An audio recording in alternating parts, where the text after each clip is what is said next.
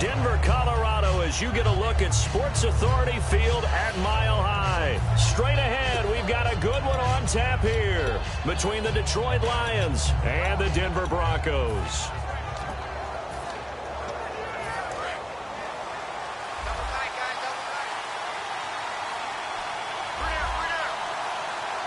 They come out here in the eye. They'll give it to him right up the gut. And this defense feeling the encouragement. They stop him at the line of scrimmage on the first play of the afternoon. And the Buffet boys, the O-line, hopefully they're ready today. Listen, you got to feed them first. But if you do, you usually get a great product out on the field. And when they play well, the quarterback can't wait to feed them afterwards. So they're still at the original line of scrimmage here. 2nd down and 10. Shotgun now for Carr. This one complete to Devin Funchess. And he's able to take this one up to the 35-yard line. One thing I can say pretty safely, that route is not called if you don't have a guy who can throw the ball and put some mustard on it. Because if you're going to lollipop it in the middle of the field, bad things usually happen. It takes a strong-arm guy who can rifle it in there, and they were able to successfully complete that one. An early test for this defense. Here we go on 3rd and inches. Carr going to try and throw on 3rd down. And this is going to be incomplete. I have to say that was a surprise call on 3rd and inches. I thought they'd try and run the football there, but you got to believe they thought they'd surprise the defense and pick up something downfield, but that one goes incomplete. And in their own territory, needing only a few inches, they're going to line up to go for this thing on 4th down. Carr keeps it on the sneak. A surprising move here on the opening drive of the game, and the Broncos are going to get the football back in great field position.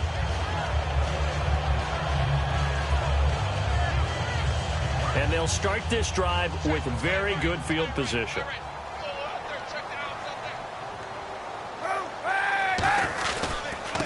They'll give it to him right up the gut. Cuts it out to the sideline. And all the way home for a Broncos score. A great play there. His 11th touchdown of the year. And the Broncos have taken the early lead. Well, partner, that was another explosive run. And one thing I've learned in our time in this game, yes, the offensive line has to get a lot of credit, but for big runs to occur, the wide receivers have to block well downfield. And then you have to have a good guy carrying the ball too, right? Oh, without a doubt. You need that difference maker lugging the rock. After the touchdown, here's McManus now to kick it away. And you combine a big leg with a mile-high air, there's the outcome. This will sail out of the end zone for a touchback. Now the Lions offense, they get ready to head back out there.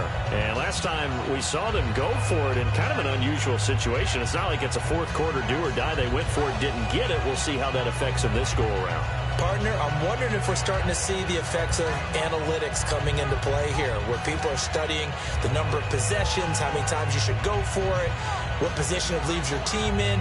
Maybe we're starting to see a little bit of that creeping into the NFL game. Yeah, I think we've seen it in other sports, maybe into the NFL now as well. Now a play fake here on 1st down. Finding his safety valve here. That's complete. Call it a 3-yard gain, and it'll be a 2nd down.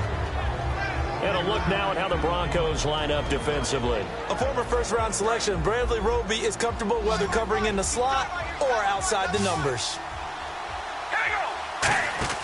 On 2nd down, here's Carr. Left side, it's Dorsett. And he'll be brought down right around the 37. Now I think we're going to get a timeout here. Yes, a timeout here as it looks like we've got a Lion that's shaken up. We'll step aside and get a report when we come back to Denver.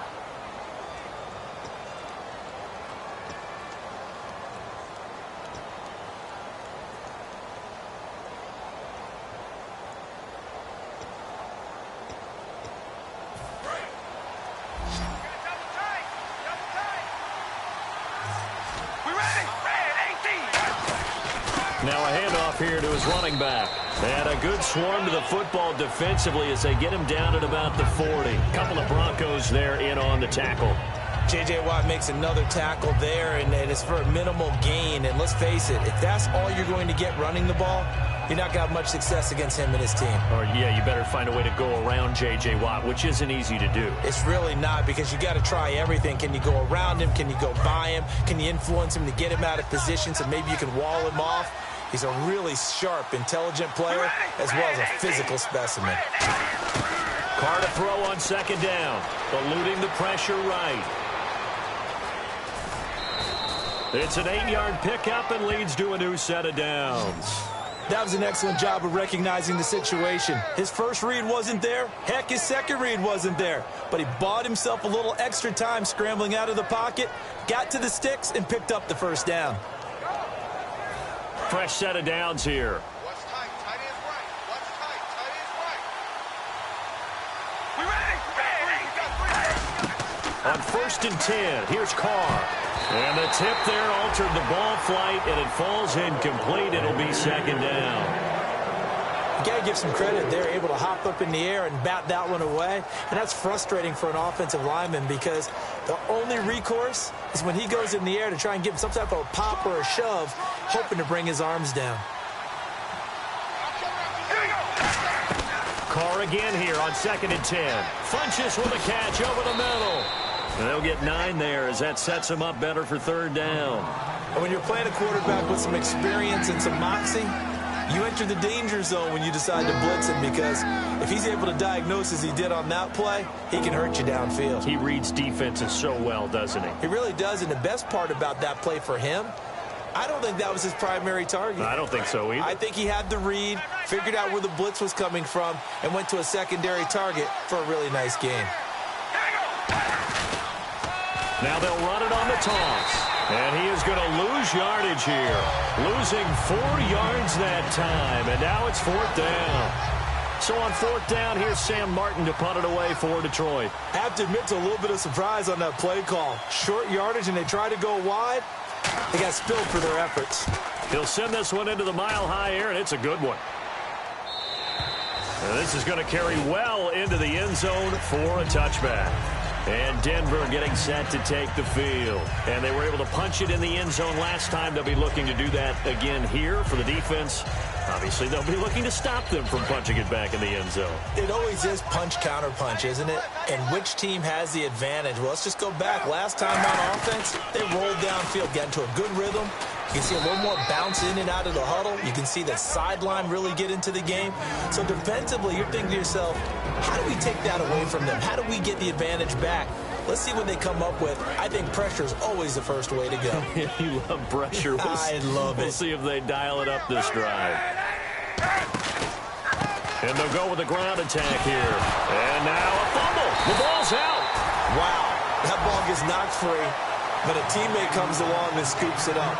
It's almost like baseball. Guys at bat, people are on base in scoring position. One guy doesn't get him home. The next guy comes through and picks him up. And avoids the turnover.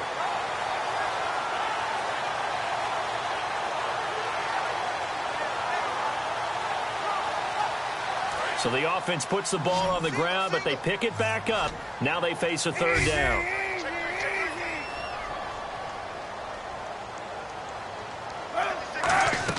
Kaepernick looking to throw, 3rd and 2. And he couldn't hang on to it through the contact. Incomplete. So many offenses want to include their running backs into their passing offense and be able to swing the ball out or check it down to them. But sometimes those guys are just not as comfortable catching the ball as they are running it. So on 4th down, on is the punter, Pat O'Donnell, to kick it away.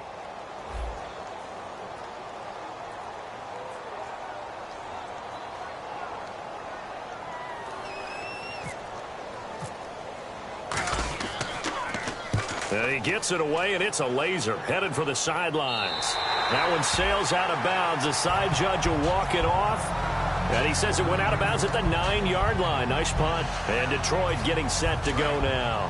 And last time out, they had to punt the football away. Anything positive possibly to take from that? There always is when you're punting the football away. It doesn't sound like it because you're giving it up. But you've avoided a mistake. At least you didn't turn it over, You didn't turn it over. right? You're giving your defense a chance because you're punting the ball away and they're set to go on the field as opposed to sudden change after a turnover. And wow, now we got to go out there and stop people. So, yeah, there's always something positive to be gained from it.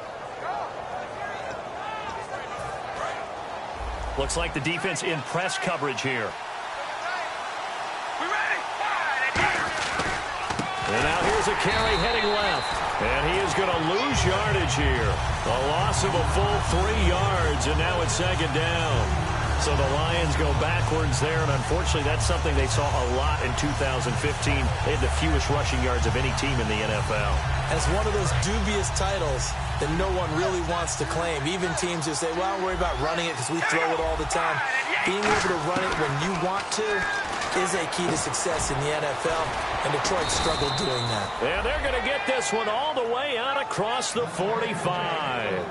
An ex-teammate used to tell me all the time, I hate experienced quarterbacks because no matter what, you really can't hide what you're doing. And I think that right there, he knew right away where the blitz was coming from, where his primary guy was going to be, and he ended up going to a secondary target for a nice game. I was just going to ask you, that wasn't the primary target, and he's so good at that, isn't he? I think he knew right away that he wasn't going to get to his primary guy. I think he read that as soon as he got to the line of scrimmage, knew where the pressure was going to come from, and said, I know how to beat that, and that's what he did.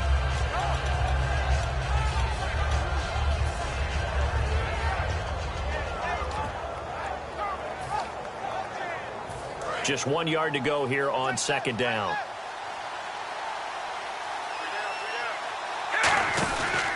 Gonna give this time to the tailback. And he got blown up. Losing yardage on the play back at the 44. They'll lose a yard, and it brings up third.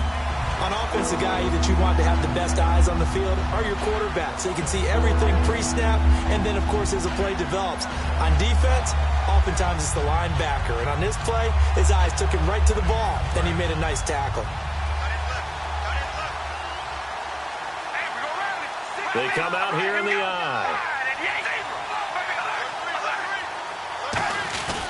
And they'll run it here. And he's got the first before he's brought down at the 39-yard line. And 5 yards on the play there as the drive will continue. I don't know about you, but that almost felt like old-time football there. 3rd and 2 is not necessarily just a running down anymore. A lot of times they want to throw the ball. They went back to the roots and powered forward and got the first down.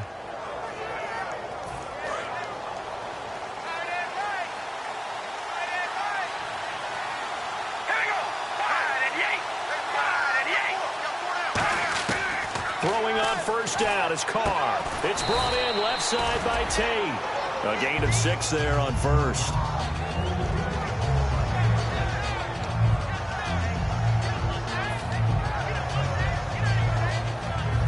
So they complete the pass, and now they face a second down.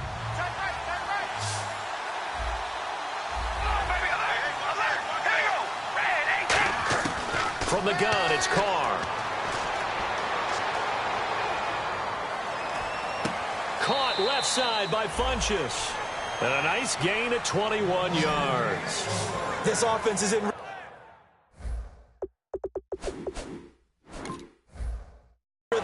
the coach has decided to throw the red flag. He will challenge this play.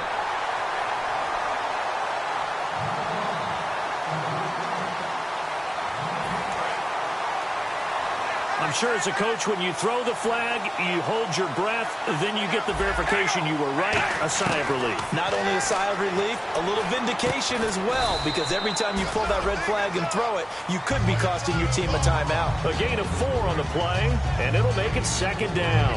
So many times you hear today's NFL described as a space game. Get your best players into space with the football in their hands.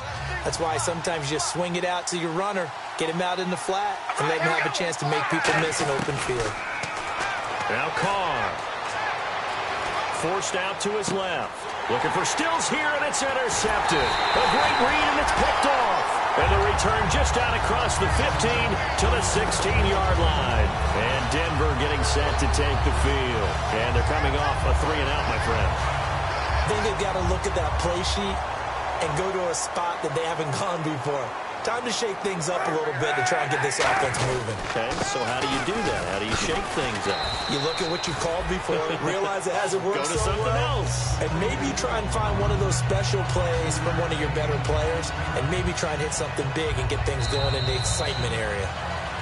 Back alongside Charles Davis, I'm Brandon Gaudin. It's Bronco football to begin quarter number 2. They've got a second down at 5 here to start things out. Double tight, guys, double tight. Hey. They come out here in the I. Shift together here from the D-line. They'll give it to him right up the gut. And he will fight his way forward to about the 23-yard line. It'll be a pickup of a couple, and it leaves him with a 3rd and 3. Partner, we know today's NFL is really built around the guy throwing the football.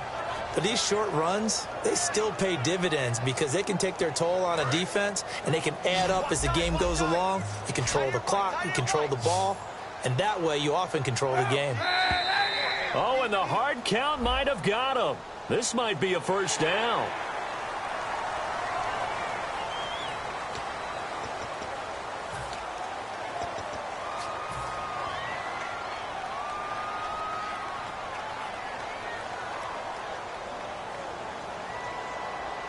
First down and 10 now for the offensive group. Hey, boys, got four down.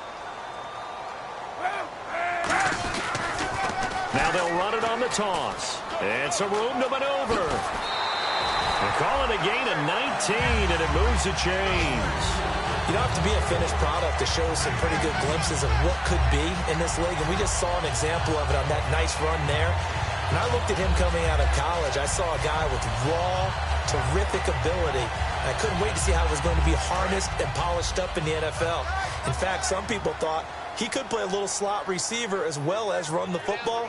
This guy has the ability to be a big-time player with more seasoning. On 1st and 10, here's Kaepernick. It's a short one here, complete to his tight end. A good pickup there, 8 yards on the first down completion. Seeing that play and understanding just how tough it is to cover tight ends, especially the ones running around the NFL nowadays, makes me glad I didn't make it in that league. I would have had a really difficult time. But now you get to sit up here with me. Yeah, and that's fun, isn't it? And what a really nice game right there on first down for them. Brings up a nice second down for them. Second down now after the pass completion. They come up in an offset eye. To throw, Kaepernick. And that's incomplete. There are a good number of coaches that anytime they call an in route are really worried about the play because there's so much traffic ordinarily that the ball has to get through to get to the receiver. And on that play, it was batted down. And they're just a couple of yards shy of a first down here on 3rd down. They'll come out in the pistol. And on the ground they go with a running back. Call it no gain there, and it leads to a 4th down.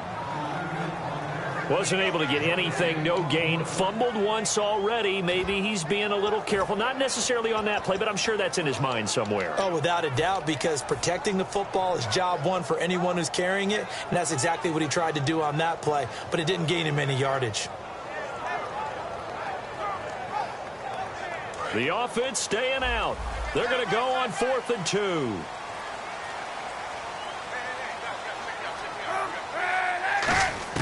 Kaepernick, they're going for it on 4th. And he's got his man out of the backfield. That's complete. Give him 25 yards on the play there. And on 4th down, they're able to convert and move the sticks.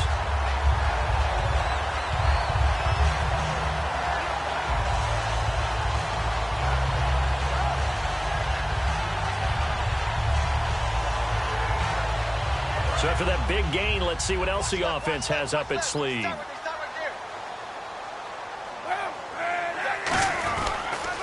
Now they'll run it on the toss.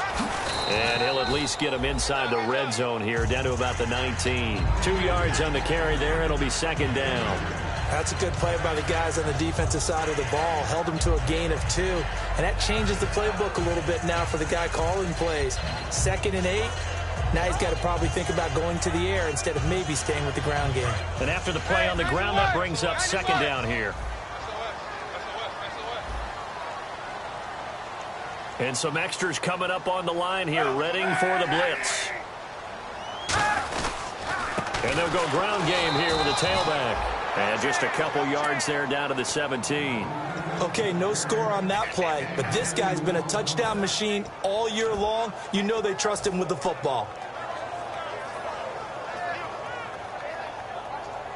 And they'll be in search of 6 yards here on 3rd down. This is now the 9th play of the drive. On 3rd and long, it's Kaepernick. That's complete right around the 8. And he won't have the touchdown, but he will have the first down as he's tackled at the 2. And in a lot of ways, that catch is expected. Red zone presence, and that one was realized there. You've got to find your tight end in that situation.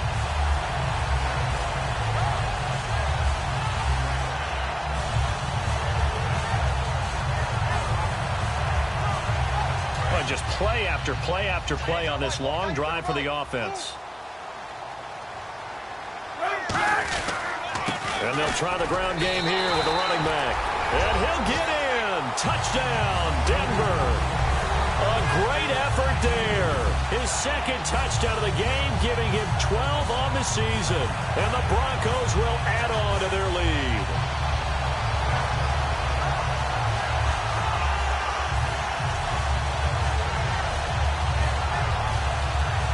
McManus now for the extra point.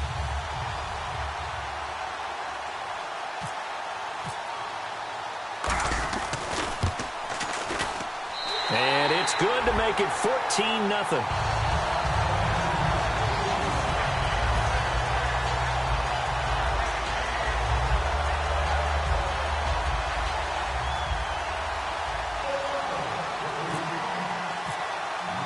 After the touchdown, here's McManus now to kick it away.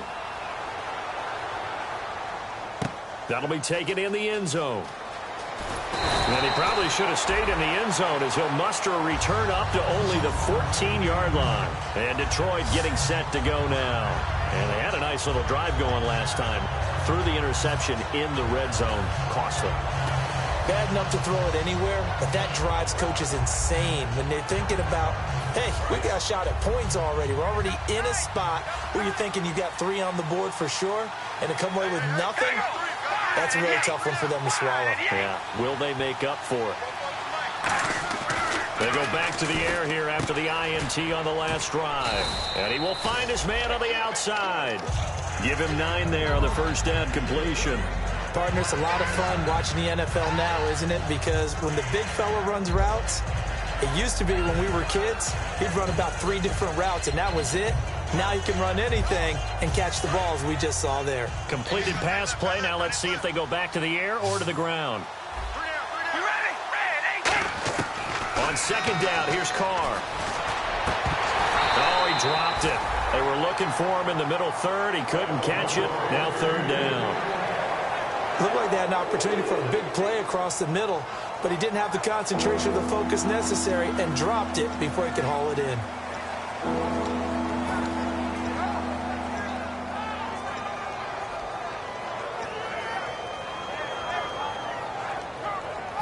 Defense has to stand tall here. 3rd and 1.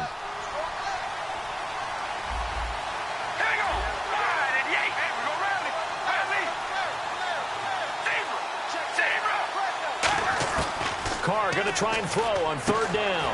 Looking for Tate, and it's intercepted. A great read, and it's picked off. And he takes this one back into the end zone. And the Bronco defense has a touchdown. Short throw, pick 6 right there. Those linebackers, they love when those short throws come and those eyes get real wide, don't they? How about the anticipation on the play? Reading, reacting, and then the ability to catch the football and take it in the opposite direction. Now McManus to tack on the extra point.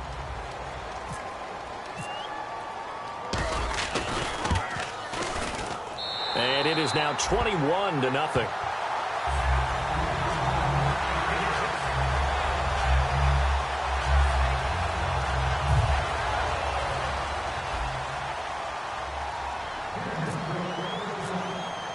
So they throw the pick 6. They'll get another shot at it now as this one's in the air. This is taken about 7 yards deep. So here come the Lions now.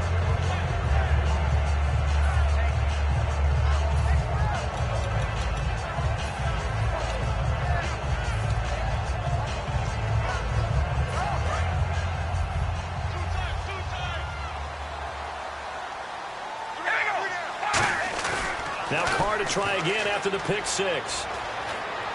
Over the middle, complete to Tate. And they'll get it up just short of the 45 at the 44. Well, we saw the practice film this week. They wanted to focus on these intermediate passing plays, and it paid off there. And they took that focus not just to the practice field, but in the film room to show the guys exactly what they wanted, what types of looks they should expect to get, and how they would beat those coverages each and every time. And it paid off on that play. They go play action here on first down. Caught right side, Tate. A good pickup there, a 22. That crossing route is so effective when you hit it just right because you get a guy on the move, and then we see the end result there. It's a nightmare for the defense. They got a guy with a full head of steam. Not only does he catch it, but he picks up additional yardage after it. Offense comes to the line now, 1st and 10.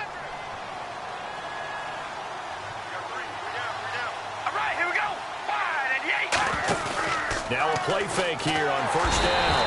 And no escaping this time as he'll go down. They got him for a sack. And we talk about players blitzing all the time. I often laugh and sometimes call it just straight-ahead pursuit. What a running start right back to the backfield for him. Yeah, it really didn't give anybody a chance to get up there and stop him. No, I mean, that's really, really difficult. You're asking a whole lot anyway, but when he gets that kind of a start and comes through clean, oftentimes the advantage definitely goes to the defensive player. Now Carr throwing on second down. He almost had it. The big D lineman nearly had an interception. Instead, it falls down incomplete. I know that interception was dropped, and it would have been their 3rd of the game, and I will guarantee you, in the huddle, on the bench, all the defensive guys have been talking about is, we've got this guy right where we want him. Who's going to get the next one? It almost becomes a challenge, and they've missed a golden opportunity. On 3rd and long, it's Carr. And he takes a shot on the release as this will be incomplete. He was trying to get that one to Kenny Stills. And it's 4th down. 3rd down is a down. Both sides know they absolutely have to win. And the name of the game for the defense is pressure on the quarterback. But pressure on the quarterback with contact, that's how you end up winning it. And this will split the uprights. It's right down the middle. And that right there is something we've seen, I don't know, 15 times in NFL history. That will officially go down as a 60-yard field goal. And everything has to be absolutely perfect for this to have any chance. He's got to get it out low and really drive through it. And I tell you, that was one heck of a kick. One heck of a decision on the sideline to even try it as well. And Denver getting set to take the field. That last drive, it was a good mix. Run, pass, defense on their toes. And what really helps out in a big way is when you're doing the run-pass mix and everything's working, that means that they're guessing wrong every time on defense. They think you're going to pass when you run and vice versa. I would continue that, and when they finally draw a bead on you, maybe you mix it up a little bit, a little play action, and throw the ball. And will they maintain that balance? Time to find out. On 1st and 10, here's Kaepernick. He's going to loft one deep left side here. So they took a shot on first down, but couldn't connect. One of the toughest things about playing defensive back is pattern reading, trying to figure out what they're doing. And on that one, they had to fly, just sending a guy downfield with the in route accompanying it, what people call a dagger route, trying to hit the guy underneath after the clear out. In this case, though, they're not able to get it done. Yeah, they said forget the underneath route. They went for the guy on the fly, but as you said, incomplete. Now they'll run it on the toss. And he'll fight forward to about the 27-yard line. Just a couple on the pickup there, and now it's 3rd down. Well, I think we know by now that every run is not going to be broken and get all the way to the end zone. But these short ones still have their value. You can still set up your play action and throw the football. You control the clock because you have the ball and they don't. And often the physicality sets the tempo for the game. On 3rd and long, it's Kaepernick. Drops it underneath for Booker. And he's taken down at the 43, but not before picking up the first.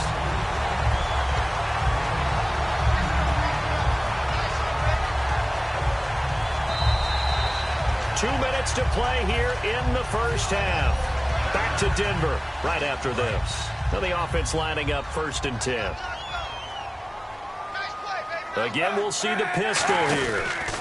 They run the counter now on 1st down. And he's going to take this one up only to about the 44-yard line. Just a yard on the pickup there, and it'll bring up a 2nd and 9. A 1-yard gain can look like a disaster, but it all depends on how the game is going. Is it a series of 1-yard gains running the ball? If that's the case, you might have to start thinking about throwing it a little bit more. But if it's just the occasional 1-yard run, hey, congratulations to the defense. They won that one. Come back and get them the next time.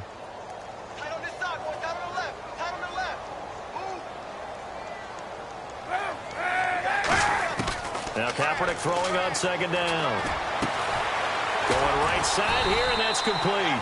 And taking it across midfield and inside the 45. And a nice pitch and catch to pick up the reception against man coverage. Both of them read how much yardage they needed, figured what they had to do, and were able to beat the man coverage for the completion.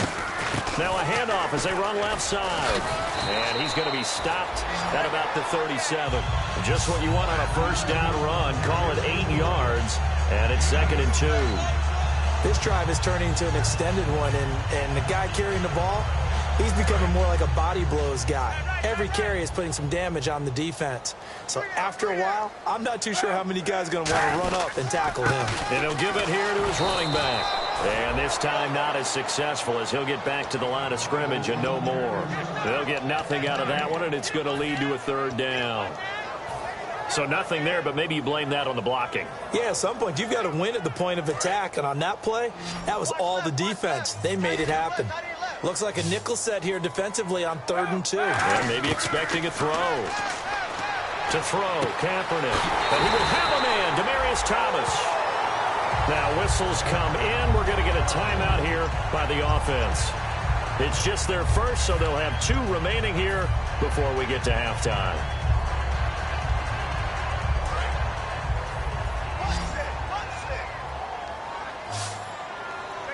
Thomas, the lone receiver, left.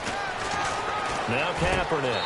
And this is caught for a Bronco touchdown. Their big tight end. His 2nd touchdown on the season. And the Broncos will extend their lead. A post to the tight end for 6. Gosh, those guys are so tough to cover, aren't they? Just in general, tight ends running those patterns near the goal line. Because you have to decide how you want to treat them. Are they a wide receiver? Are they a big extra blocker on the field? Or are they a hybrid and caught in between? So are you going to use a linebacker? Are you going to use a safety? Are you going to even move a corner in if you're going to play nickel or dime defense? They usually win those matchups because they have an answer for all 3 of those positions.